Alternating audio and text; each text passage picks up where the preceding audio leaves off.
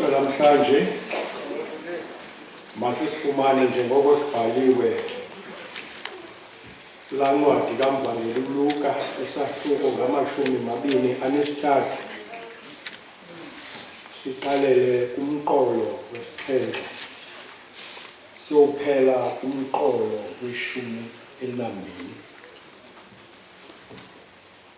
Isihloko ndaba sithi uYesu phambi kuPilato noHerode.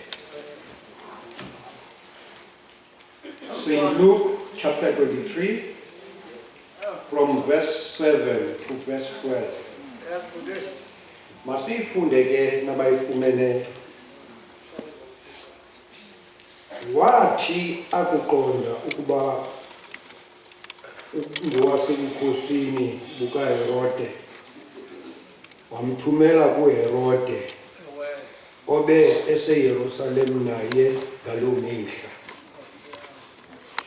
Ke kaloku uHerode akumbona uYesu wavuya kunene kuba bekumzuzu ethanda ukumbona ngenxa yokuba ebeve kuthethwa izinto ezininzi ngaye.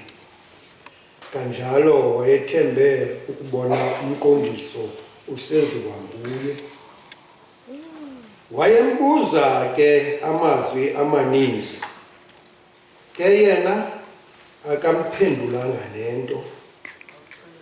Bema ke ababengeleli abakhulu nababhali bemmangalela kabukhali.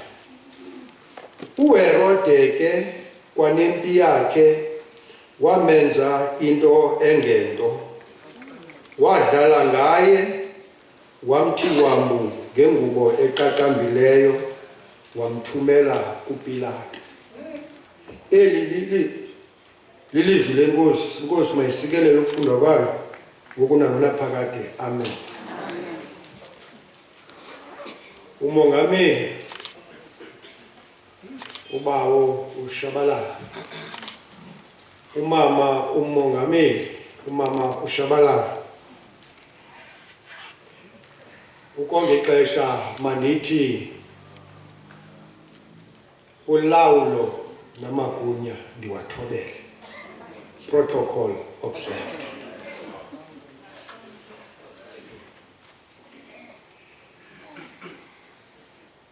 Dr. Martin Luther King uthi kwenye ye-quotations zakhe, I have a dream that one day the character of my children will not be determined by the color of their skin, but by the content of their character.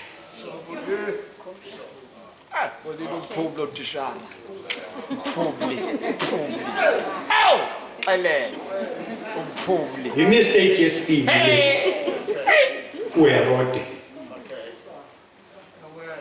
Imistake yokuqala ibe nguPilato. Kuba ababingeleli njengabantu ababekwe benentsikelelo yangasentla emazulwini. King. Batshintshe istatus. Bathatha abantu abane-status esibelow bona, babathatha bababeka ngaphezu kwabo. Kuba uPilato noHerode ngabantu abonyulwe lihlabathi engibajongene nento zasehlabathini, ababingeleli bajongene nento zasezulwini.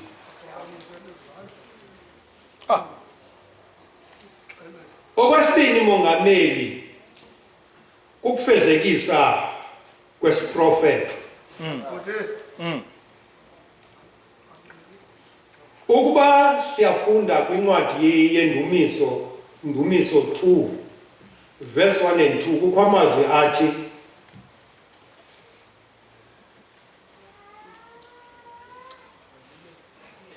yini na ukuba intlanga zenze imbuthumbuthu izizwe zicamange into engeyakonto, okumkani bazimisile, izidwangube zabhunga ngoYehova nomthanjiswa wakhe. Kwenzeka loo nto. Kwenzeka loo nto. uHerode lo sithetha ngaye Sir King. yi-character esilent apha eBhayibhileni. uHerode usathethwe kabini ngaye phambi kwesi siganeko sifika kuso sokuxoxa ityala likaYesu. Sir King. Okokuqala uHerode simve xa izazi zisuka empumalanga zifuna indawo enoYesu. Kwathi kubicebo likaThixo lithi kufuneka beyogqitha kuHerode, saqala seva ngoHerode, uHerode the Great. Okwesibini xa siva ngoHerode, siva ngoHerode ebhidwe iwayini. Ebhidwe iwayini. Wathi awubhidwa iwayini wabhuda. Wathi kwintombi yakhe xa ibigqiba ukwenza ikwasa phambi kwakhe, wathi cela into ndikuphe, cela into ndakwenzela. Wathi umntana kuba kayazi into anoyicela kuyise, wahamba waya kunina. Kwathi kanti unina unento ayigcinileyo ngoYohane uMbhaptizi. Wathi kwintombi yakhe angocela intloko kaYohane. Sisiganeko sesibini eso esiva ngaso ngoHerode kuthethwa ngaye eBhayibhileni. Kodwa lo mntu into esiyaziyo ngaye into yokokuba ngomnye wabaphathi baseGalili.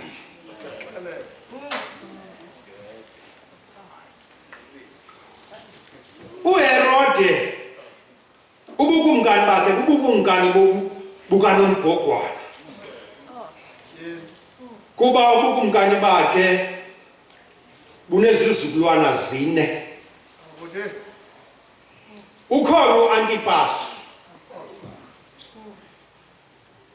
ongukhokho lo Herode sithetha ngaye. Ukhona uAntipata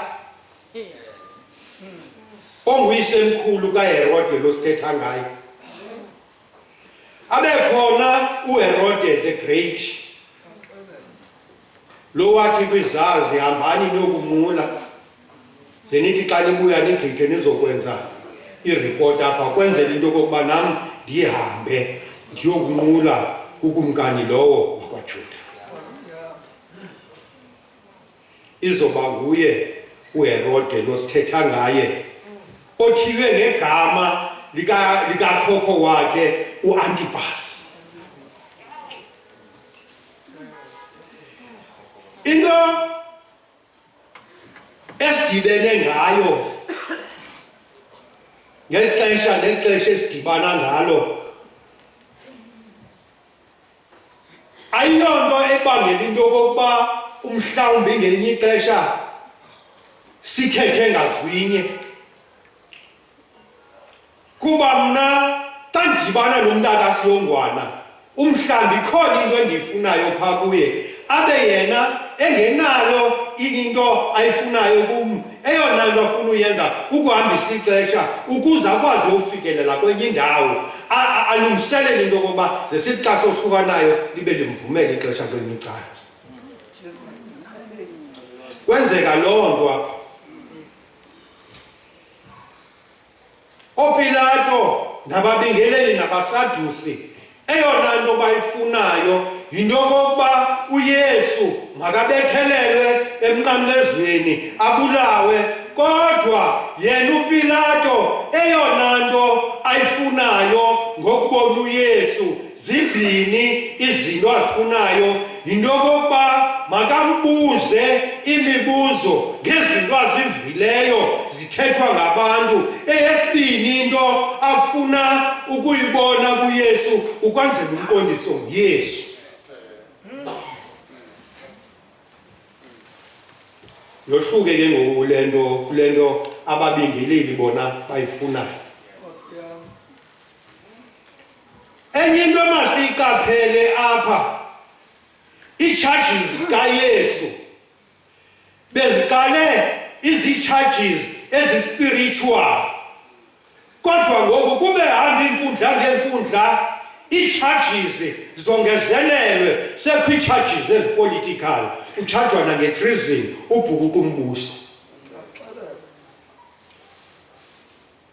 Kodwa kuyo yonke loo nto imvana kaThixo yazola yalulama, because imission ebeyisukele emazulwini wezela for yona emhlabeni ayikapheli.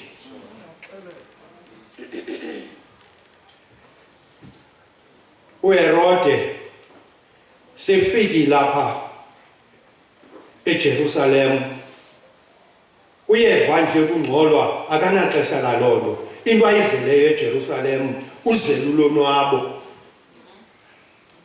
Loo nto imfanele mntakamvelemu nosibonda abaphila kwezilali zisarambileyo, abathi khona ukuze izinto zihambe kakuhle funeka ugqithe ngebhotile.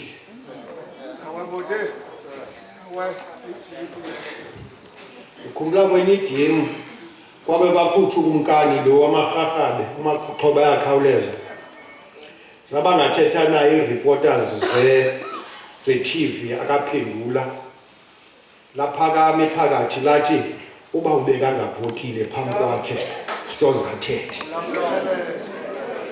funeka bekho imvulamlomo yebhotile brand. uHerode ke Antipas lo sithetha ngaye yilo filam yenkokheli ethi yona ukuze yenze into funeka kubekho igrisi efakwayo ukwenzela into yoba iintsimbi zingaphuhlani kubekho umonakalo.